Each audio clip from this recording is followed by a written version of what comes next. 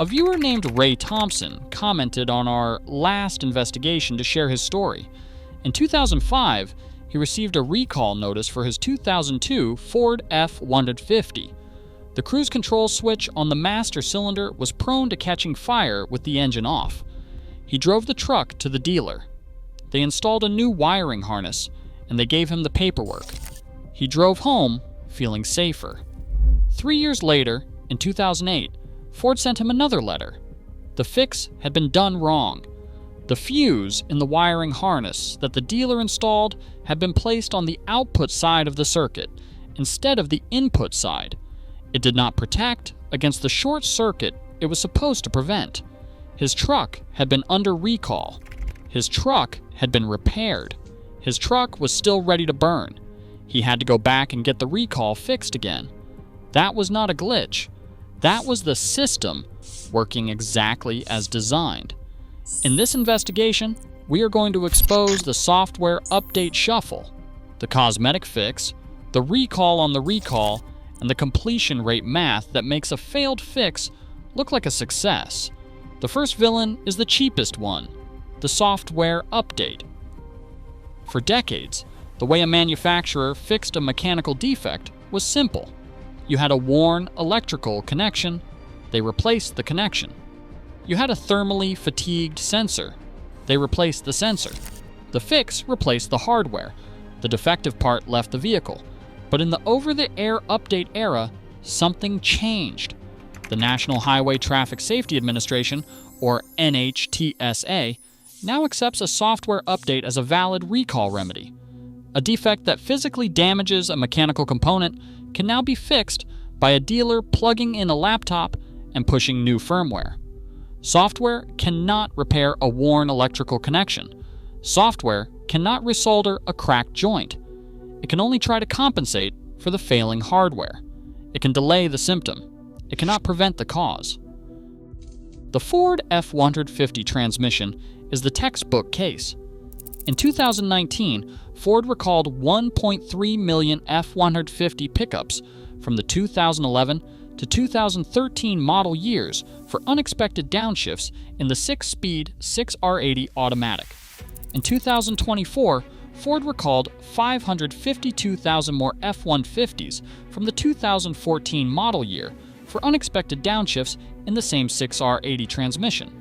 In 2025, Ford recalled 1,392,935 F-150s from the 2015 to 2017 model years for unexpected downshifts in the same 6R80 transmission. 3 recalls, overlapping model year ranges, 1 underlying defect. Ford's own recall documents identified the cause as bad electrical connections in the transmission lead frame caused by thermal cycles and transmission vibrations over time. So what was the fix? A software update. Ford's own language says the new firmware includes additional time for the control system to recognize failed or failing hardware prior to commanding the downshift. Read that again. The fix is not to repair the failing hardware. The fix is to give the computer more time to notice that the hardware is failing before it commands a downshift from 6th gear to 2nd at highway speed. Stellantis is running the same play on Ram trucks. In December 2025, a recall covered 72,000 Ram 1500, 2500, and 3500 trucks for an instrument panel cluster that goes blank while driving. The remedy was a software update. 5 months later, in April 2026, another recall covered 65,000 more Ram trucks for the same freeze while driving failure. Same supplier, Marelli North America. The second recall exists because the first one did not address the underlying problem. When the software workaround fails 5 years from now, the warranty will be expired. The recall will be closed. You'll pay $4,000 for a transmission rebuild, and the manufacturer's completion report will still say, remedied. A software patch on a hardware failure is subtle. The next villain is not. In the old days, if a vehicle had a defect that was killing people, the manufacturer redesigned the defective component. Ford redesigned the Pinto's fuel tank. GM was forced to re-engineer its side saddle pickup tanks. The recall changed the vehicle. In 2013, NHTSA investigation EA12-005 documented 487 deaths in 349 fatal fire crashes involving 1993 to 2004 Jeep Grand Cherokees and 2002 to 2007 Jeep Liberties. These vehicles had their fuel tanks mounted behind the rear axle, hanging below the rear bumper. When rear-ended, the tanks ruptured and the vehicles burned. For context, NHTSA recalled the Ford Pinto over 26 deaths in 38 fire crashes. The Jeep death toll was more than 5 times that number. NHTSA formally asked Chrysler to recall 2.7 million Jeeps. Chrysler's first response was to refuse. Then, under public pressure, Chrysler agreed to recall 1.56 million vehicles, about half of what NHTSA requested. And the remedy Chrysler proposed was a Mopar-branded trailer hitch. Chrysler's own former vice president for engineering, Francois Castang, testified that trailer hitches do not protect the fuel tank. The National Highway Traffic Safety Administration's own official assessment of the remedy admitted in writing that the trailer hitch will not necessarily be effective in the most severe crashes. Those were the exact crashes that caused the deaths. Clarence Ditlow, the executive director of the Center for Auto Safety, called the trailer hitch remedy a sham. He pointed out that none of the 3 children who had already burned to death in child seats in Jeeps would have been saved by installing a trailer hitch. In September 2017, there was a fatal rear impact fire crash involving a 2004 Jeep Grand Cherokee. The trailer hitch had already been installed. The occupant still died. Here is the piece that makes it an engineering crime rather than an engineering mistake. January 17, 2014, the agency closed its investigation and officially approved the trailer hitch remedy. On that same day, the agency's administrator, David Strickland, resigned to take a job at Venable LLC, a Washington lobbying firm that represented Chrysler. 1 year into the recall, only 3% of affected Jeeps had received the hitch. NHTSA calculated it would take Chrysler 4.7 years to produce enough hitches just for the Grand Cherokees. The fires continued. The Walden family was later awarded $150 million by a jury in the death of their 4-year-old son, Remington, in a 1999 Grand Cherokee rear impact fire. The recall did not recall the defect. It recalled the paperwork. A cosmetic fix is outrageous. The next crime is when the fix itself breaks. For decades, when a manufacturer identified a defect, they recalled it, fixed it, and moved on. The recall system assumed that the remedy ended the defect. Ford discovered a loophole. If the remedy itself is defective, or if the underlying engineering flaw was never really addressed, the same recall can be reissued over and over again for decades. Each new recall resets the liability clock. Each new recall shows up as a fresh corrective action in the regulatory record. The defect never goes away. The paperwork just keeps getting filed. The Texas Instrument Speed Control deactivation switch on the Ford F-Series, Expedition, Navigator, Crown Victoria, and Town Car is the most complete case study in American automotive history. The switch was mounted directly on the brake master cylinder. It sat in a continuously powered, non-fused electrical circuit with flammable hydraulic brake fluid on one side of the diaphragm and live electrical terminals on the other. A cracked diaphragm meant brake fluid on spark. Ford recalled it in May 1999, 279,000 vehicles. Ford recalled it in January 2005, 738,490 vehicles.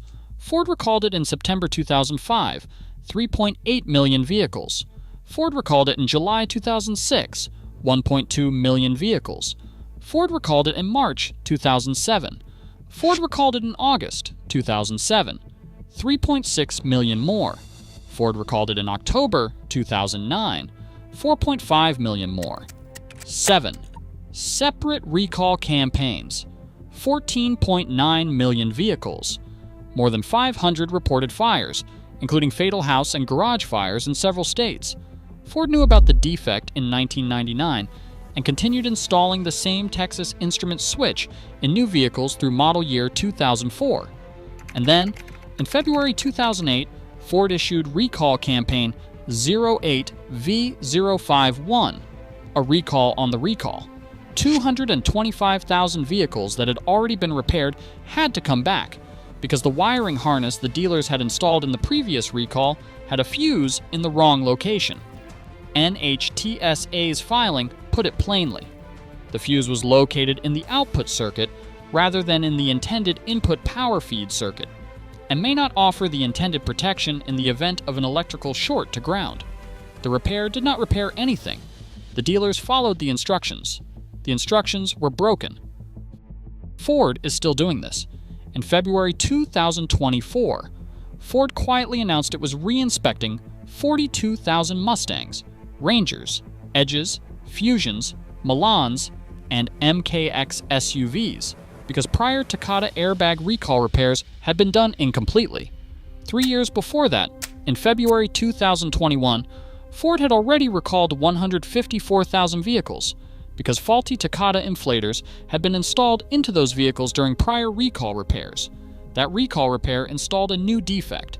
General Motors ran the same play in December 2024. The February 2024 tailgate recall covered 570,000 Silverado and Sierra HD trucks. General Motors introduced an upgraded switch using a new material. The new material failed in the same way. General Motors then received 237 more field reports of tailgates opening on trucks that had received the upgraded part. General Motors was forced to recall 132,037 more trucks in December 2024 and issue a second revised switch, this one with wires sealed in butyl tape. The first fix failed on the road. Every time your truck goes back for a recall redo, the meter runs. The fix is never the end. But even bad software, ornament fixes, and recalls on recalls only work because of one final crime: the math. In the old days, a recall was considered successful when the defect was actually corrected in the affected vehicles. That is no longer the definition. Today, a recall is completed on the manufacturer's regulatory filing when the company has made the remedy available. What happens on the road after that is the consumer's problem. NHTSA monitors completion rates. NHTSA does not enforce them. There is no federal penalty for a recall that reaches 5% completion and stalls. There is no federal requirement that an automaker actually fix every affected vehicle.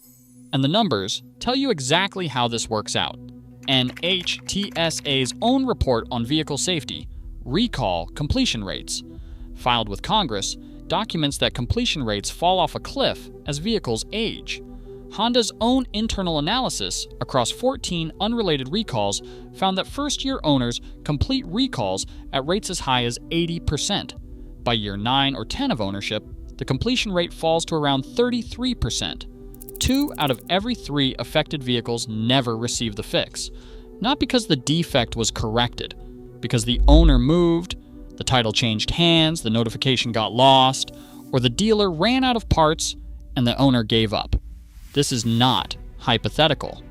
1 year into the Jeep trailer hitch recall, only 3% of affected vehicles had received the hitch. The Takata airbag recall is the largest in United States history, 67 million airbags across 42 million United States vehicles. As of April 2024, NHTSA reports an 88% repair rate. That sounds like a success story. 12% of 67 million is more than 8 million defective inflators still on the road. NHTSA reports that 83,920 Nissan Sentras, Pathfinders, and QX4s are still being driven today with unrepaired airbags that can explode. Certain 2001 to 2003 Honda and Acura models have a documented inflator rupture rate as high as 50%. It is a coin flip whether the driver's airbag will fire metal shrapnel into their face. Those vehicles are still registered. Those vehicles are still being driven. The manufacturer is not required to fix your truck. The manufacturer is only required to tell you your truck is broken and make the fix available at a dealer. When the completion report hits 88%, the press release goes out. The other 12% just keep driving. So what is the solution? When you get a recall notice, do not walk into the service bay and nod. Ask the dealer in writing what parts are being physically replaced. If the remedy is a software update only on a hardware defect, like a transmission lead frame, a brake module, an ignition switch, or a fuel pump, understand that the defect is still sitting in your truck. The computer has just been told to ignore it longer. Demand the work order. Keep the paperwork. When the recall on the recall arrives 3 years from now, that work order is your proof.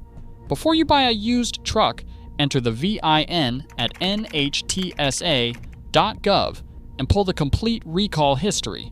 Look for the pattern. 3 recalls for the same transmission on the same model are not a footnote. They are a warning. A single recall campaign closed in 8 quarters means nothing. Recalls do not expire, and fixes can fail a decade later. If your truck is older than 10 years, assume any recall campaign that targeted it has less than a 33% chance of ever being completed. The smart money stopped treating recalls as reassurance a decade ago. A recall is a manufacturer admitting fault. It is not a promise that the fault has been corrected. Your truck is not fixed because they sent you a letter. Your truck is fixed when the problem is gone. Stop trusting their junk.